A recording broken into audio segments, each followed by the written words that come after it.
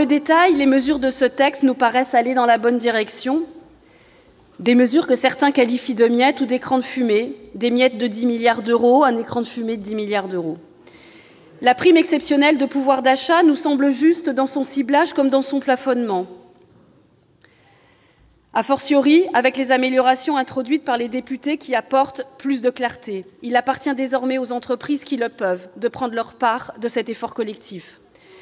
S'agissant des exonérations de fiscalité et de cotisations sociales des heures supplémentaires et complémentaires, l'accélération du calendrier apportera un gain immédiat de pouvoir d'achat qui soulagera de nombreux ménages.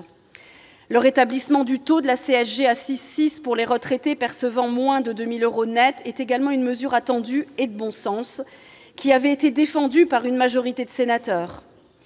Quel sera maintenant, Madame la Ministre, le calendrier du déploiement de cette mesure ?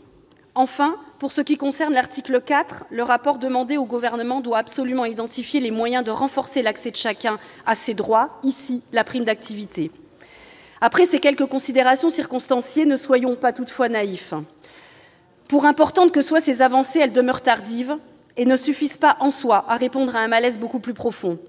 Une partie de mes collègues du RDSE continue à s'interroger sur la réelle universalité des hausses de rémunération annoncées, y compris celles liées à la prime d'activité, qui ne relèvent pas, on le sait, de ce texte. De la même façon, l'efficacité de la prime de pouvoir d'achat favorise d'abord les salariés d'entreprises en bonne santé financière. Alors que le besoin de justice sociale est criant, attention à ne pas rajouter de nouvelles frustrations aux colères qui se sont exprimées ces dernières semaines.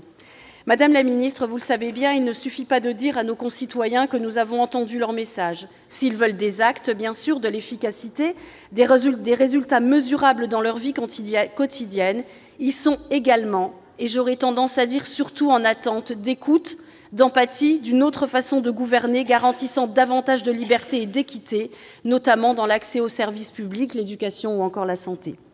Pour paraphraser Marcel Gauchet, il nous faut collectivement réenchanter la démocratie par l'invention de nouvelles formes d'action publique. À cet égard, le grand débat national voulu par le Président de la République ne doit pas être une occasion manquée, une nouvelle occasion manquée, pas une de plus, car il n'y en aura peut-être pas d'autres. Le Sénat y tiendra toute sa place, vous l'imaginez bien, tout comme les membres de mon groupe, bien évidemment. Aux côtés des autres corps intermédiaires, nous continuerons à être des élus de terrain à l'écoute des territoires pour construire collectivement le nouveau contrat social dont notre pays a besoin.